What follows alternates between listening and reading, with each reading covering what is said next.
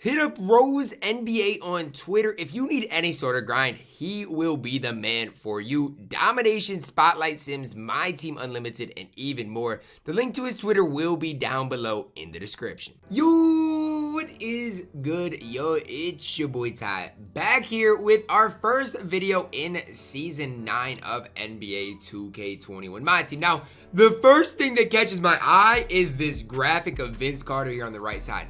That is an incredible graphic, and maybe I'll just log into MyTEAM this season to see this background. It is absolutely immaculate. Now, the season is 21 days long, which if you do the math, today is July 16th. That's going to put us in early August. I'm trying to do that exact math real quick. August 6th, maybe. And so after that, I don't think we'll see a new season, but maybe we'll see one more week of content, right? Maybe we'll see like the one last content drop of the year. We'll see. We'll see what 2K does decide to do. But in this video, we're going to just go over each and every one of kind of the modes. Look at MyTEAM Limited, right? It's only 3 weeks. What do the rewards look like? MyTEAM Unlimited, how many wins are you going to need to get Ray Allen? We're going to be going over all of that stuff today. Now, before we dive into that, if you are new to my channel and have not yet, please consider smashing that subscribe button as we're on the road to 80,000 subscribers. We're going to start out by looking at the level, right? Just the levels. I guess you get a free Dark Matter Isaiah Thomas. I guess. I mean, I guess, okay? It's not something I'm a big fan of, but I mean, it is what it is. Now, here's the thing. Let's just look at the season agendas first, because that's the first thing we need to look at. Now, I get it, guys. I get it. A lot of you guys are going to be like, Ty, is he ultimately worth it? Is Julius Erving going to be worth the grind? And here's what I'm going to tell you. There's a ton of XP this season. There just is. There's a ton of XP. I mean, you look at a guy like all these cards, even the Larry Bird's cheap. But is it just worth the grind? It's not. That's the easiest way I can say it. It's just not worth that grind. It's an easy grind, but ultimately to me, it's not worth it. Now, domination is one thing that I kind of want to talk about here. Here's the thing. For domination, it's not worth it, guys. And we're just going to go into domination right now, and we're going to talk about that next, okay? So here's the thing. And here's what I will say. For 15 stars at that tier, you get a full throttle super pack. 15 stars at the next tier, you get a glitch reality. But here's my kind of thing that I want you guys to know. Look at the final rewards here. You get a Dark Matter Allen Iverson, who is a bottom, one of the worst cards in the game. You get Paul Pierce, who is not great, and Vince Carter's okay. So I guess if I was to grind either domination or grind this season, I would grind just domination. That's just how I look at it. Just because here's the thing with domination, you get those packs, and here's the thing with the season. You look at the season, yes, you get a Hall of Fame badge, a diamond contract, diamond consumables pack. But the way I look at it, is Victor Oladipo worth anything? Not really. Nick Anderson? Not really. Brandon Clarke, he's okay. Dario is okay, but it's like, all in all, instead of grinding for the XP, I would recommend you guys grinding domination. That's just my kind of philosophy going into it, just because I personally believe if I was to grind one or the other, Vince Carter is going to be basically just as good. They're basically the same card. Vince Carter and Dr. J are basically the same card. For me, I'm grinding Vince Carter because I like the card more. It's that simple. Not that I'd use Allen Iverson ever, because you guys know that wouldn't happen.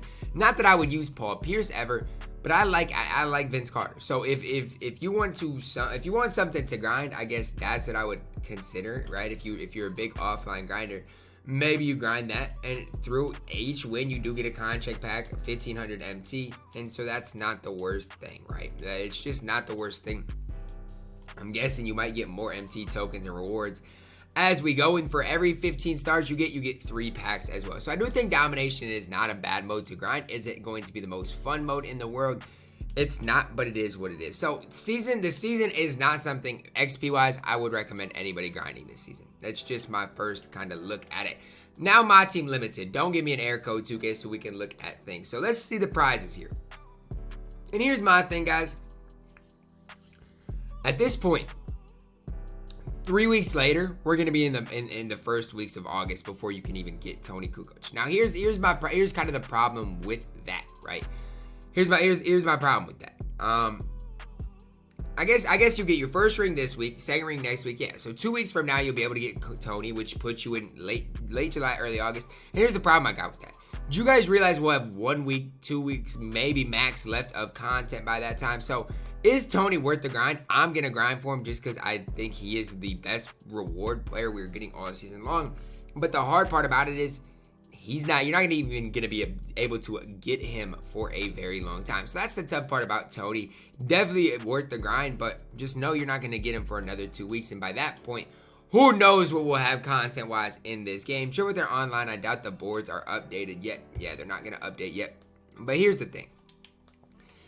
I'm going to look at Triple Threat Offline first, and then we're going to talk about Triple Threat Online. So in Triple Threat Offline, the ultimate reward, 2,000 wins, is Dark Matter Invincible Russ. Now, unless you're a Russell Westbrook fanatic, guys, don't worry about it. There's no reason to worry about getting Russell Westbrook. Jerry West is the same thing. The amount of games of Triple Threat Offline I am going to play this season, unless they update these boards on August 6th, is 0. I'm not playing a game of Triple Threat Offline this season. That is worse to grind than your level XP. So how I'd rank things, Domination so far is, MyTEAM Limited is number 1, Domination's number 2, XP's number 3, and then obviously Russell Westbrook and Jerry West is number 4. So then we're going to talk about what is to come in Triple Threat Online, which is Grant Hill, right? I do believe Grant Hill is going to be on boards, and he's probably probably the second best player obtainable, as well as just Triple Threat Online boards. Now, I don't want to load into a game and quit out just because I don't, but just know Grant Hill is going to be on boards. Hopefully they update him so that the boards in general are better. But Triple Threat Online is something that even if the boards don't necessarily get better, you can see a Diamond Consumables pack, and every time you see one, you're basically guaranteed to. So there's some good things to come if we just get Grant Hill here. He's the second best player in everything outside of Kukoc. So he's probably the Triple Threat Online prize, the second best thing to focus on grinding after MyTEAM Unlimited, or MyTEAM Limited. Now, MyTEAM Unlimited, for 100% of people, it's not worth grinding. For 99% of the people, you guys should not play a game of this. Now, to level up, you only have to get 1 win.